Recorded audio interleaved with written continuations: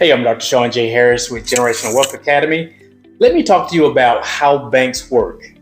Now, many times we've been conditioned to think that we have to park our money in traditional banking systems. Well, the banks is just a facility, a storage facility to where you're going to park your money. But there's different options that you can examine. But one of the biggest things I want to do is I want to explain to you and share with you how banks work. Because I think a lot of times people don't understand that banks are the biggest, most successful businesses on the planet. Let me explain how. Okay, let's say, for example, a person wants to take out a $10,000 loan to purchase some land. They go to the bank and they get a loan. Well, let's say that loan is going to be a 7% loan, which means the bank will give you, let's say, 1% return, and they're going to keep the other 6%.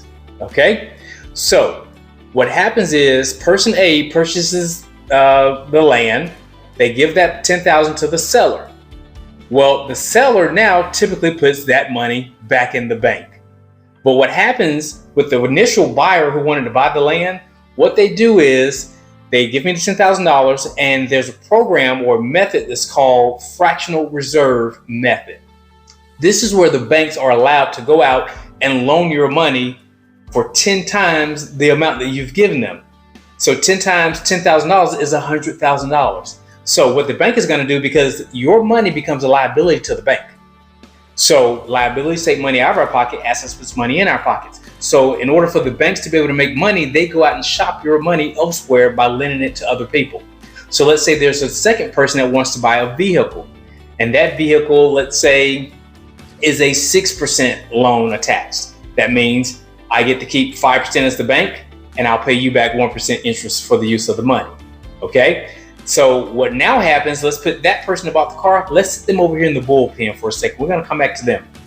So now I still have more money to loan out from your original $10,000 because I have $100,000 worth of loans I can make. So a second person comes and say, hey, look, I want to take a home loan out for home repairs or home improvements. So let's say we give them a loan and it has a 11% interest rate attached.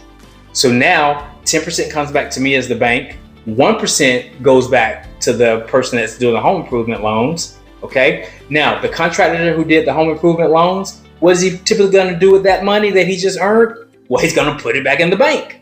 Okay. Now let's take that guy and let's put him over here in the bullpen. The contractor, as well as the person who took out the home loan.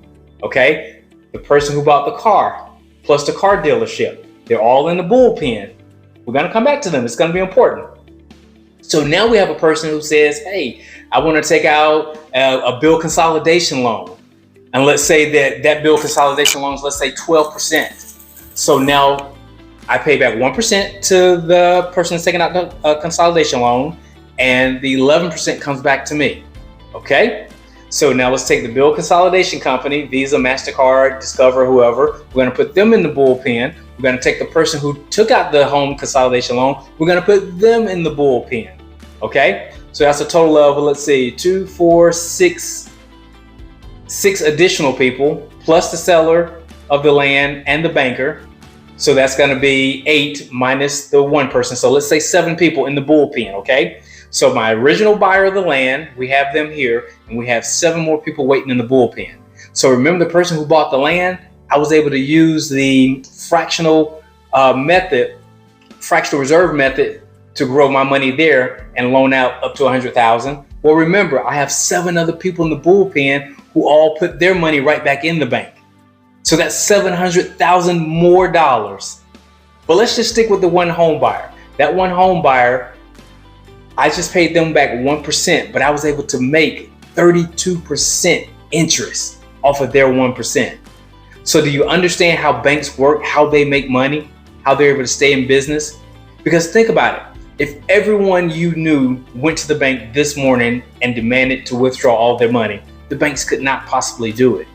Here's another thing you have to focus on too, is that the banks, your money is protected by the FDIC up to $250,000.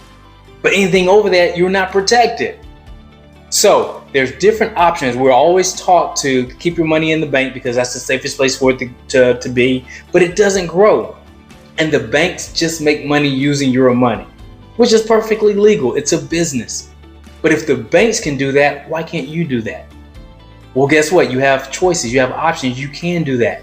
You can create your own storage facility for your money, which is called private family banking or infinite banking. You can do exactly what the banks do. You can be able to recapture all of your interest that you're making on cars, vehicles, loans, and you can do that through your own banking business system by being able to leverage dividend producing whole life insurance policies.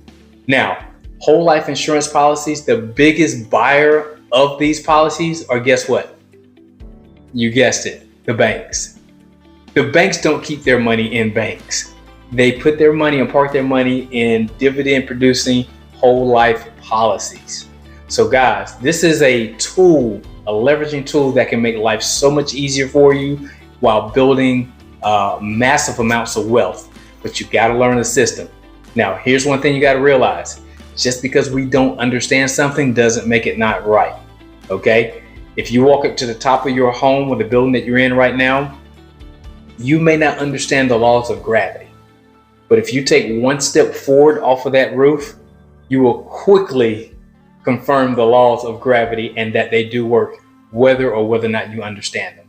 So again, with infinite banking, a private family banking system, you have to educate yourself and increase your financial literacy to be able to take advantage of this powerful leveraging tool to create massive wealth.